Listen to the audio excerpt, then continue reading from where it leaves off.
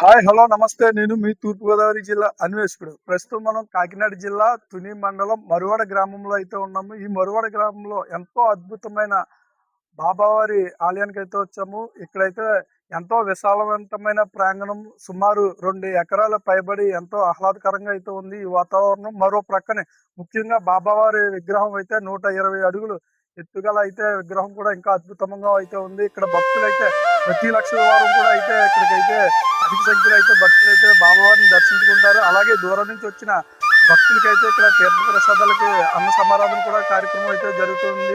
అలాగే ఈ రోజు ముఖ్యంగా చెప్పుకునేది ఏంటంటే గురు పౌర్ణమి సందర్భంగా అయితే ఇక్కడికైతే భక్తులైతే షిరిడి ప్రవేశమే సర్వ దుఃఖ పరిహారం. ఆర్తులైననేమి నిరుపేదలైననేమి ద్వారకామాయి ప్రవేశమొనరించినంతనే సుఖ సంపదలు పొందగలరు. ఈ భౌతిక దేహానంతరము నేన ప్రమత్తుడను. నా భక్తులకు రక్షణంబు నా సమాధి నుండియే వెలువడుచుండును.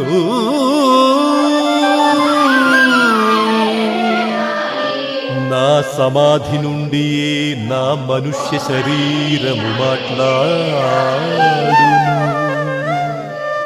నన్నాశ్రయించిన వారిని, శరణుజొచ్చిన వారిని రక్షించుటయే నా కర్తవ్యం. నా యందెవరికి దృష్టియో వారి యందే నా కటాక్షం. మీ భారములను నాపై పడవేయుడు, నేను మోసెదను. నా సహాయముగాని నా సలహాగాని కోరిన తక్షణమొసంగ సంసిద్ధుడను. నా భక్తుల ఇంటలేమి అను శబ్దమే పొడసూపదు. సాయిరామండి. ఈ స్తూపం సౌభాగ్యసాయి. మీరు అనుకున్న కోరిక నెరవేరటానికి బాబావారి స్తూపం చుట్టూ 11 ప్రదక్షిణాలు చేసి ఒక కొబ్బరికాయ కొట్టినట్టయితే మీరు అనుకున్న కోరిక ఖచ్చితంగా నెరవేరుతుంది. అది సౌభాగ్యసాయి విశిష్టత.